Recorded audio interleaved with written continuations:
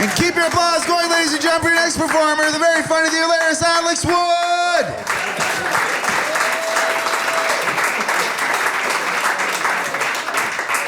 Hey, wow, everybody. This has already been like the craziest day of my entire life. It's been long. I'm exhausted already. I landed at Pearson Airport this morning at 6 a.m. I was fortunate enough to be entertaining our troops in Afghanistan. I was doing some shows for them. Yeah, woo, for sure. And when I landed, I thought my girlfriend was out of town, but she wasn't. She surprised me at the airport, so I decided to surprise her, and I got down on one knee and proposed right there in the terminal, and she said yes.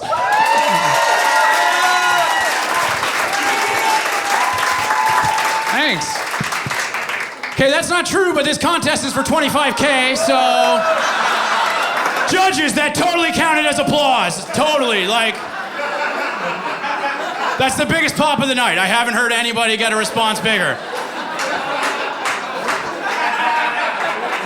Are we doing this fair, or are we doing this fair?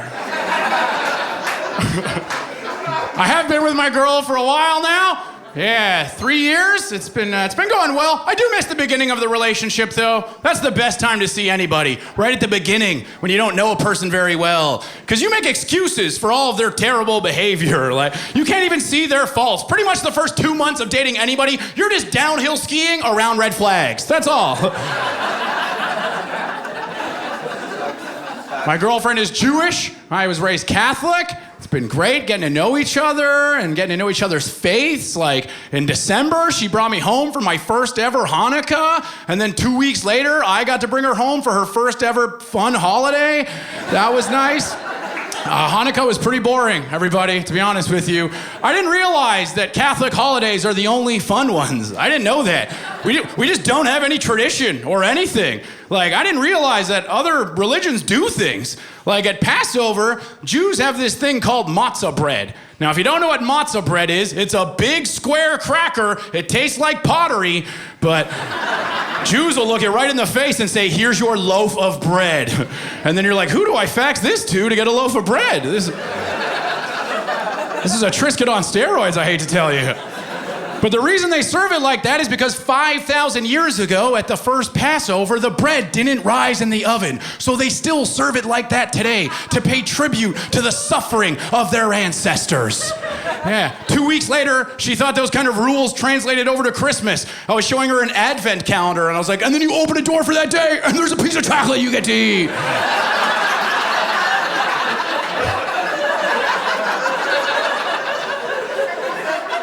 But then she had questions. She wanted to know why. And she was like, oh, is chocolate one of the gifts that the 3 wise men had on their way to find Jesus? And I was like, I don't fucking know, maybe.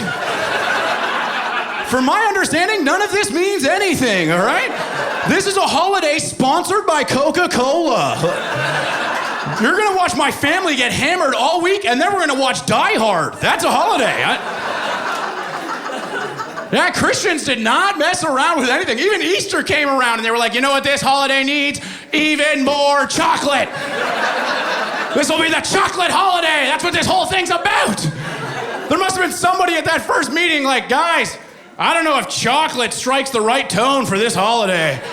Jesus was crucified on the cross for 3 straight days, and he suffered through that for our sins. Muslims aren't eating during Ramadan. They fast from sunrise till sunset. That's sacrifice. What if we did something like that?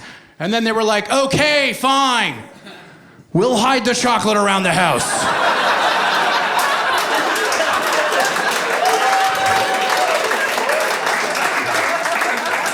Is that enough sacrifice for you?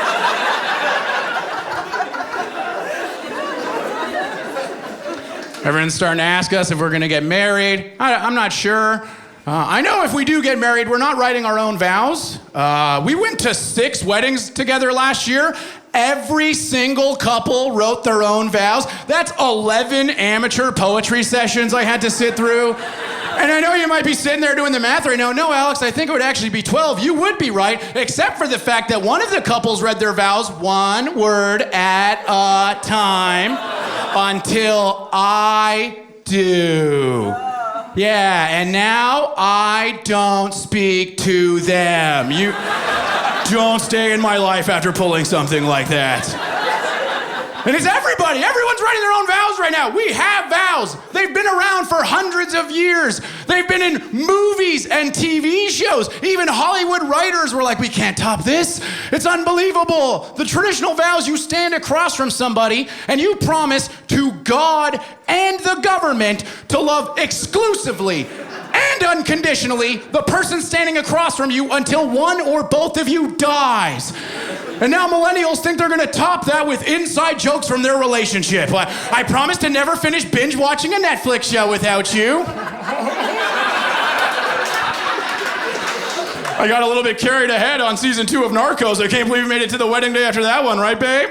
And I promise to sing you Lou Bega's Mambo number 5 every night before bed. Okay, we went to a karaoke bar on our 3rd date. We got a little bit too drunk. We sang that song. Guess we weren't doing the best job because the crowd started booing, but we just kept singing anyways.